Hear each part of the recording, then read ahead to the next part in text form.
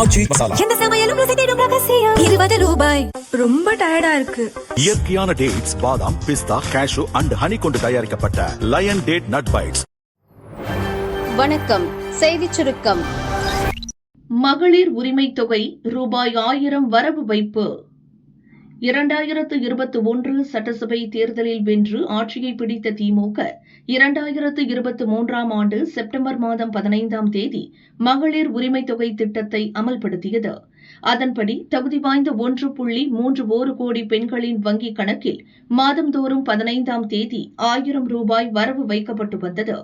இந்நிலையில் சமீபத்தில் நடந்த சட்டசபை தேர்தலில் வென்று தவேக தலைவர் விஜய் முதல்வராக பதவியேற்றார். புதிய ஆட்சி அமைந்த நிலையில் இன்று மகளிர் உரிமை தொகை வரவு வைக்கப்படுமா என்ற எதிர்பார்ப்பு பெண்கள் மத்தியில் எழுந்தது. இதற்கிடையே நேற்று முதல்வர் நிதித்துறை அதிகாரிகளுடன் முக்கிய ஆலோசனை நடத்தினார். ஆலோசனை முடிந்ததும் மகளிர் உரிமை தொகை திட்டத்தை மறுசீரமைப்பு செய்ய அவகாசம் தேவை. விரைவில் மே மாத உரிமை தொகை வரவு வைக்கப்படும் என தமிழக அரசு தெரிவித்தது. இந்நிலையில் இன்று காலை வழக்கம் போல 1.31 கோடி பெண் பயனாளர்களின் வங்கிக் கணக்கில் மே மாதத்துக்கான 1000 ரூபாய் உரிமை தொகை வரவு வைக்கப்பட்டது. அரசு அறிவிப்பால் உரிமை தொகை வராது என நினைத்திருந்த நேரத்தில் இன்று உரிமை தொகை வரவு வைக்கப்பட்டது பெண்களுக்கு இன்ப அதிர்ச்சியாக அமைந்தது.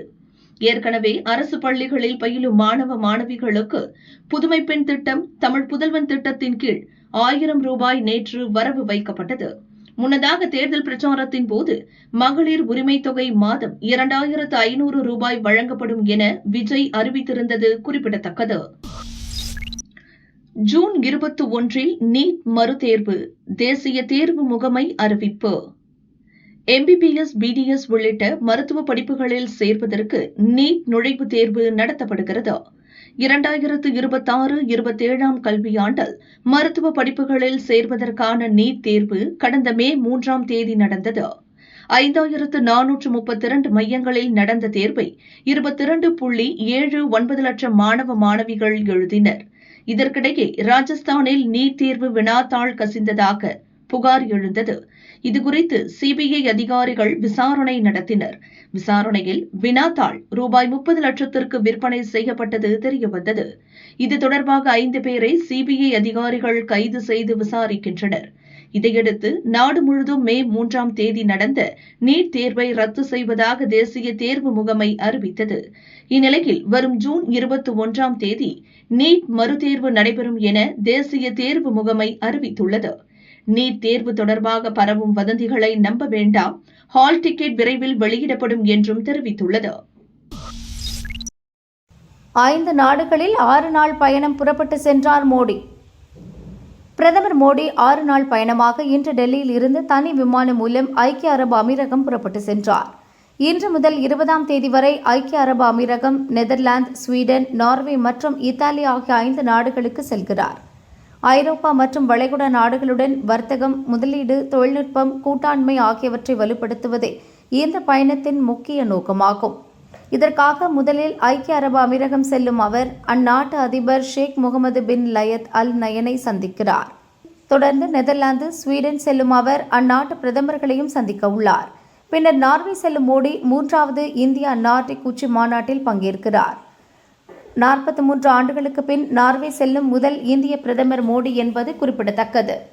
இந்த பயணங்களை முடித்துவிட்டு இறுதியாக இத்தாலி செல்கிறார். அமெரிக்கா ஈரான் போர் காரணமாக மேற்காசிய நாடுகளில் பதற்றம் நிலவி வரும் சூழலில் பிரதமர் மோடியின் பயணம் மிக முக்கியத்துவம் வாய்ந்ததாக பார்க்கப்படுகிறது. இந்த பயணத்தின் போது ஐக்கிய அரபு அமீரகம் உள்ளிட்ட நாடுகளுடன் பல்வேறு ஒப்பந்தங்களில் இந்தியா கையெழுத்திடும் என்று எதிர்பார்க்கப்படுகிறது. மே 21 அமைச்சரவை கூடுகிறது. அண்ணாமலைக்கு புதிய வாய்ப்பு. மத்திய அமைச்சரவை விரிவாக்கம் மற்றும் மாற்றியமைப்பு குறித்த யூகங்கள் அதிகரித்து வருகிறது. இந்நிலையில் பிரதமர் மோடி தலைமையில் மே 21ஆம் தேதி மத்திய அமைச்சரவையின் முக்கிய கூட்டம் நடக்கிறது. இக்கூட்டத்தில் அரசு திட்டப் பணிகள் செயலாக்கம், மேற்காசிய போர் காரணமாக ஏற்பட்டுள்ள பாதிப்புகள், அமைச்சரவை மாற்றம் ஆகியவை குறித்து விவாதிக்கப்பட உள்ளது. சமீபத்தில் நடந்த சட்டசபை தேர்தல்களில் மேற்கு வங்கத்தில் முதல் முறையாக பாஜக ஆட்சியை கைப்பற்றியுள்ளது. அஸ்ஸாம், புதுச்சேரியில் மீண்டும் ஆட்சிக்கு வந்துள்ளது. தமிழகத்தில் அதிமுக தலைமையில் தேர்தலை சந்தித்த பாஜக தோல்வியை சந்தித்துள்ளது. கேரளாவில் 3 இடங்களில் வெற்றி பெற்று இருந்தாலும் எதிர்பார்த்த வெற்றி கிடைக்கவில்லை. இந்த முடிவுகளை அடிப்படையாக கொண்டு அமைச்சரவையில் மாற்றம் செய்யப்படும் என்று எதிர்பார்க்கப்படுகிறது. தமிழக பாஜக முன்னாள் தலைவரான அண்ணாமலை ஆந்திராவிலிருந்து ராஜ்யசபாவுக்கு தேர்வு செய்யப்படுவார் என்று கூறப்படுகிறது. மாநில தலைவர் பதவியில் இல்லாவிட்டாலும் அண்ணாமலை சட்டசபை தேர்தலில் மாநிலம் முழுவதும் தீவிர பிரச்சாரம் செய்தார். அதை பாராட்டும் வகையில் அமைச்சரவையில் அவர் சேர்க்கப்பட வாய்ப்புள்ளதாகவும் தகவல்கள் வெளியாகியுள்ளன. நிம்மதி கொடுத்த தங்கம் விலை சவரனுக்கு ரூபாய் 800 சரிவு. மேற்காசிய போர்ச்சூழல் காரணமாக தங்கம் விலையில் ஏற்ற இறக்கம் காணப்படுகிறது. நேற்று சவரனுக்கு 400 ரூபாயும் கிராமுக்கு 50 ரூபாயும் உயர்ந்து ஒரு சவரன் 1,20,400 ரூபாய்க்கும் கிராம் 15,050 ரூபாய்க்கும் விற்பனையானது. இன்று சவரனுக்கு 800 ரூபாய் குறைந்து 1,19,600 ரூபாய்க்கு விற்பனையாகிறது. கிராமுக்கு 100 ரூபாய் சரிந்து 14,950 ரூபாய்க்கு விற்பனை செய்யப்படுகிறது. அதேபோல வெள்ளி விலை கிராமுக்கு 10 ரூபாய் குறைந்து 1 கிராம் வெள்ளி 305 ரூபாய்க்கு விற்பனை செய்யப்பட்டு வருகிறது. அமைச்சர் அலுவலகங்களில் பணியாற்ற போட்டி குவியும் மனுக்களால் விழிப்பிதுங்கும் அதிகாரிகள். அமைச்சர் அலுவலகங்களில் பல்வேறு நிலைகளில் பணிபுரிவதற்கு 10,000 அரசு ஊழியர்கள் மற்றும் அதிகாரிகள் மனு அளித்துள்ளனர். தமிழகத்தில் நிதி, வருவாய், நகராட்சி நிர்வாகம், ஊரக வளர்ச்சி, பொதுப்பணி, நெடுஞ்சாலை உள்ளிட்ட 41 துறைகள் உள்ளன. இந்த துறைகளை ஒருங்கிணைத்து 30 முதல் 33 வரை அமைச்சர்கள் நியமிக்கப்படுவது வழக்கம். அமைச்சர்களின் அலுவலகங்களில் OA எனப்படும் அலுவலக உதவியாளர் 2, அமைச்சரின் இளநிலை உதவியாளர், மூத்த உதவியாளர், சிறப்பு உதவியாளர், கணினி தொழில்நுட்ப பணியாளர் உள்ளிட்டோர் நியமிக்கப்படுகின்றனர். கடந்த 5 ஆண்டு கால திமுக ஆட்சியில் 33 அமைச்சர் அலுவலகங்களில் 120 பேர் வரை பணிபுரிந்து வந்தனர்.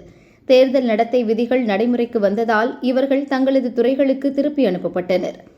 தேர்தலில் தாவிக்க வெற்றி பெற்று கூட்டணி பலத்துடன் ஆட்சி அமைத்துள்ளது. முதல்வர் விஜய் தலைமையிலான அமைச்சரவையில் 9 அமைச்சர்கள் பொறுப்பேற்றுள்ளனர். விரைவில் அமைச்சரவை விரிவாக்கம் செய்யப்பட உள்ளது. அமைச்சர் அலுவலகங்களில் பணிபுரிய அரசு ஊழியர்கள் மற்றும் அதிகாரிகள் மத்தியில் ஆர்வம் அதிகரித்துள்ளது. இதற்காக அமைச்சர் அலுவலகங்களில் பணி நியமனம் வழங்க கேட்டு பொதுத்துறையில் 10,000க்கும் மேற்பட்ட மனுக்கள் அளிக்கப்பட்டுள்ளன. இவர்களில் தகுதியான நபர்களை தேர்வு செய்யும் பணி நடந்து வருகிறது. அமைச்சர் அலுவலகங்களைப் போன்று முதல்வர் விஜய் அலுவலகத்தில் பணிபுரிவதற்கும் ஏராளமான அதிகாரிகள் விருப்பம் தெரிவித்துள்ளனர்.